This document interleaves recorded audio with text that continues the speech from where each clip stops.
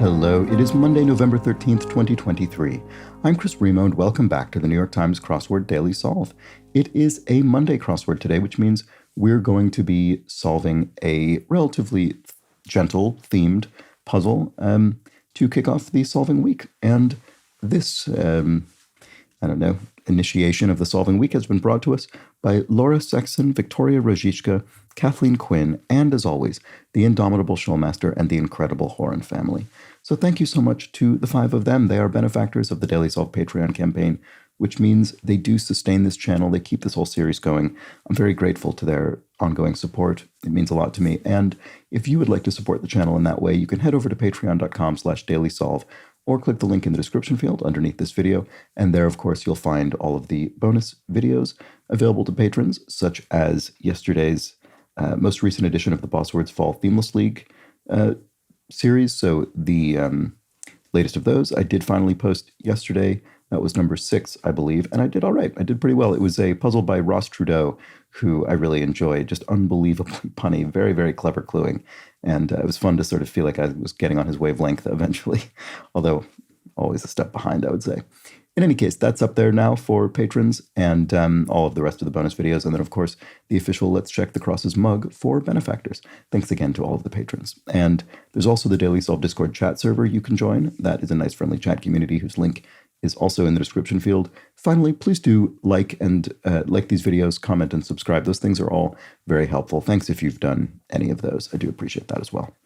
All right, let's get on to the crossword. This is yet another debut. We've had quite a few debuts recently, and this one is by Benjamin Fink. So welcome to him with his New York Times crossword debut. It was edited, of course, as always, by Will Shortz. So let's start solving, see what we've got in store. World capital that wasn't built in a day. Rome, they say, wasn't built in a day, and I suppose they'd be right. Spice holder, you could have a spice rack full of jars of spices. Muscat's land would be Oman, of course. And then 1996's Dancing Baby might have been the first one to go viral. Yeah, I certainly remember this. I don't know when I would have seen it first. Probably a couple years after that. Anyway, arguably the first viral internet meme, perhaps.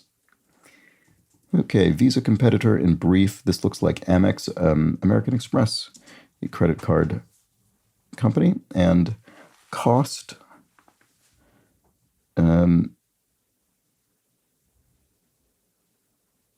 excise, an expense. Of course, a cost is an expense. Of course. I will never raise your taxes. My first thought is campaign promise, because that's what that looks like. It's in italics, though, which means it's thematic somehow. It's relevant to the puzzle's theme. It might still be a straight answer. It's just that it could tie into something that will be explained with a revealer later. But maybe I'll put this in for now because it does fit and it seems correct. And we'll just have to see. Thanks blank. Thanks a lot, maybe? This looks like Niels. Yes, prepares to propose, perhaps. A nice alliteration there. Would be Niels. Jennifer of Friends, Jennifer Aniston. Oh.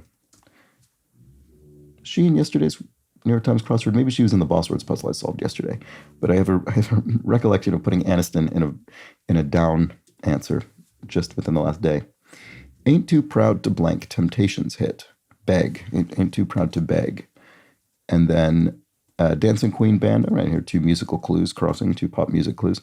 ABBA, of course, is the band behind Dancing Queen. And to prohibit something would be to ban it. Kind of tide would be a neap tide. Tide in the sense of the ocean tide. And then TikTok and Instagram for 2. Those are 2 examples of applications. And something not worth a sou would mean something of very low value. So a sou referring to a kind of a pittance, a very small amount of money. Hardly much of an expense. All right, excite, to excite someone could be to arouse them.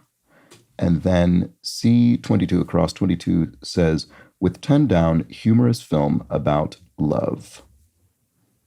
Humorous film about love. I don't know. Too open-ended without any crosses for me right offhand. Toupees, e.g., are hairpieces. It does fit. I think that's probably right. Canadian gas brand. Here we have Esso. which I have here in the UK as well. Anyway, as I always point out, it's called SO because it derives from the letters SO, the abbreviation of Standard Oil. So it's a phonetic unpacking of that. Part of a rose or a glass of rosé would be a stem. So you could have a stem of a rose, the flower, or a stem on a wine glass, a bit of stemware, into which you might pour some rosé wine. Throbs as sore muscles. So your sore muscles, maybe one of them aches. And an insult comics event is a roast at which the guest of honor is good-naturedly insulted. Okay, a rom-com. Right, of course. I was assuming this was going to be the title of a particular film. I wasn't even thinking about genre, the genre being the answer, but here we have it. A rom-com, a romantic comedy. Great. Okay, lions' sounds are roars, of course. And right away, ASAP. Absence noted in vape pen ads. No tar. Oh, that's funny. This is... that exact same phrase was in the crossword just within the last few weeks. Not something I think of as seeing in the crossword very often, so that's why it's notable to me that I have noticed it twice. It's not really a bit of crossword standby lingo or anything, but there we have it. It's back again. Okay. Key of Beethoven's Symphony No. 7 would be A major, which I must admit I wouldn't have known if you just asked me on the street in what key is Beethoven's Symphony No. 7. I wouldn't have been able to say A major, but given we have the A, which is the most important bit to know, my memory would be that it is in a major key, so I'm fairly confident this is right. But we should double check that it's not A minor, so let's look at the relevant crosses here. The M and the R are going to be correct no matter what. When repeated, identifies those responsible. Yes, okay. Names. So if someone names names, that person identifies those responsible. So it is A major. We have confirmed that already. UK sports car informally would be a Jag. A Jaguar is a UK automake. And then comments are remarks. This product changed my life. 5 stars. It's a miracle. No. This product changed my life. 5 stars. Just something to me. I just can't. I'm not getting it. I'm just flailing around, aren't I? Sprouted anew looks like regrew, as in a plant, perhaps. And then the A of GPA. So GPA stands for grade point average. So we're then abbreviating further the A from the average bit to AVG, probably. Oh, customer review. Oh, right. Okay. Oh, of course. Because this, I should have remembered this one. This is not, obviously, what I was doing when I was reading this is I was trying to come up with a phrase that means this product changed my life 5 stars. But no. What the answer is saying what that claim is. It's a customer review, just as this one is a campaign promise. So I should have remembered that pattern and applied it here, but I didn't. So there we go. I needed the crosses to do that. Blank Kramer, Jerry's neighbor on Seinfeld, right? So that character is named Cosmo Kramer, based on a real person. And something that is exceptionally the case is uncommonly, maybe?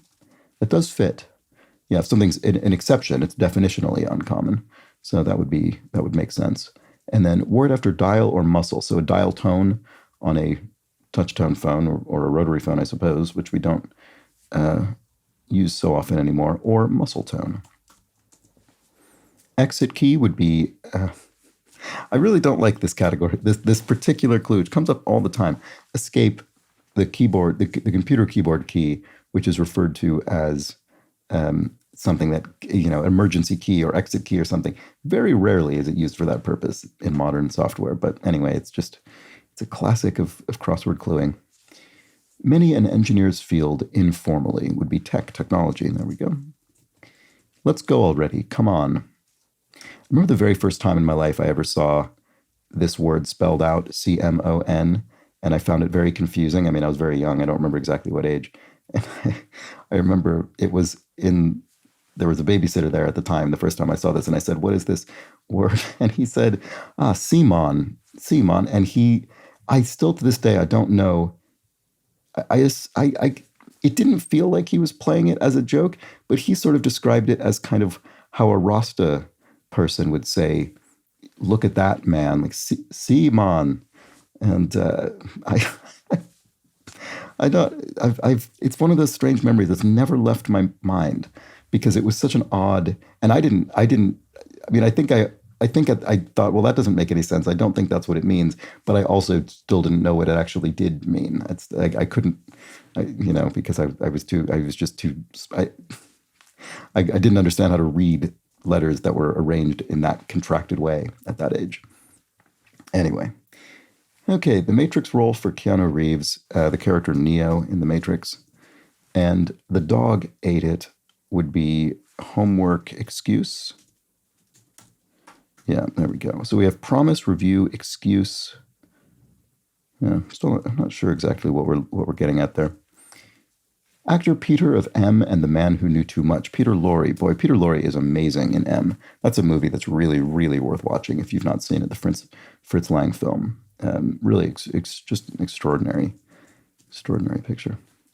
The last sound in Keanu, e.g., is a long U, right? Okay, of course, because we're saying Keanu as opposed to All right, word after full, new, or harvest. Full moon, new moon, or harvest moon. Claim to victory homophonically.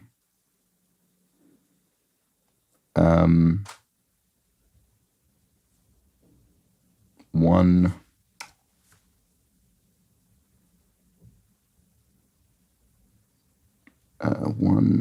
Homophonically. Sorry, what is that? What is that homophonically bit getting at? One out? There's a homophone or something. What does that mean?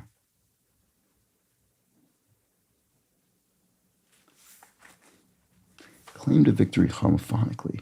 1-1? In the sense that you won one, you won a game? I mean, because one as in six, overcame, and then one as in the digit are homophones of one another. I don't quite understand exactly how to read this as claim to victory homophonically, so I'm not sure it's correct. Let's look at the crosses. Lion in the Chronicles of Narnia. Right, okay, I do know just through sort of, not read these, but I know through cultural osmosis, Aslan is the name of this character. And then no blank or reason, no rhyme or reason goes the phrase. A sweet potato is a yam. Surgery souvenir maybe the scar. You've had surgery done, so there's a scar as a result. Whip, to lash somebody. All right, yeah. It never really occurred to me that whip and lash are synonyms, or can be synonyms, and yet we also have the phrase whiplash that puts them in succession. That's kind of interesting. Okay, here we have slow-mo replay, and isn't that mind-blowing? Or a question one might ask about the answers to the italicized clues. Can you imagine it? Or a question one might ask about the answers to the italicized. So a question one might answer about campaign promise, customer review, homework excuse. Can you believe it? Can you believe it? Right, okay, of course, I see. Yes, these are all things that are, I see. A campaign promise, a customer review, or a homework excuse are all things about which one might be very skeptical. I see. There we go. So I was thinking it was going to be the promise, review, and excuse bit. Often you have that where the sort of second half matches some kind of theme. But no, in this case, it's the whole thing. The whole thing is relevant. Mercy Corps for short would be an NGO, non-governmental organization. And then to follow as orders would be to obey them. When tripled, you get the idea. So yada, yada, yada. Famously deployed in Seinfeld in the 1990s. And then organization concerned with emissions is the EPA, the Environmental Protection Agency. Tupperware top would be a lid. And a story of heroes would be an epic tale.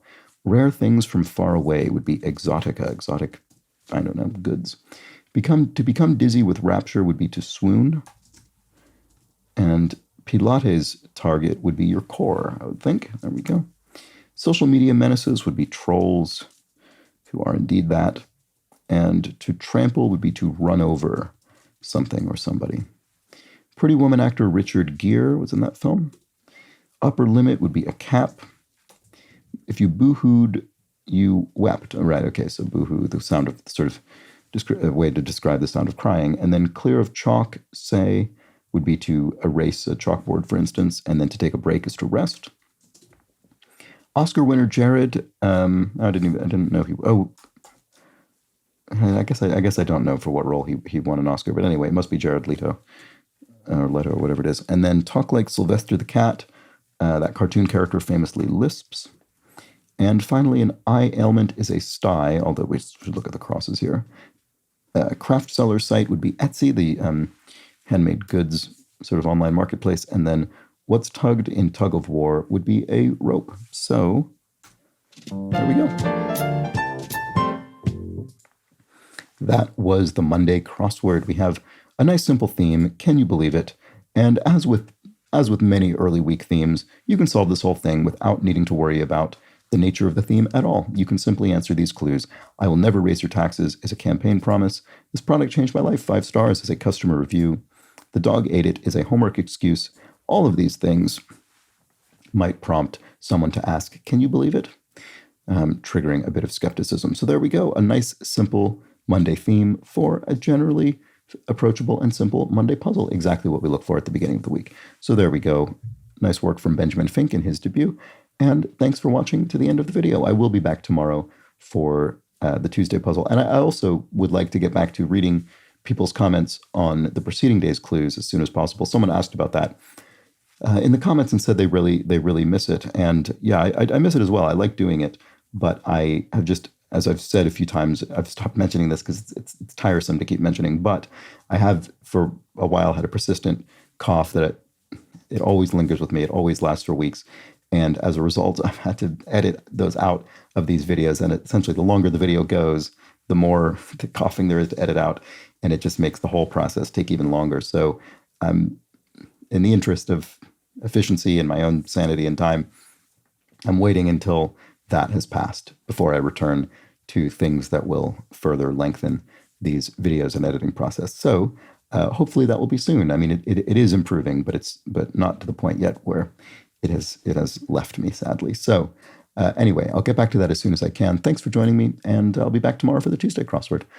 Take care. Bye for now.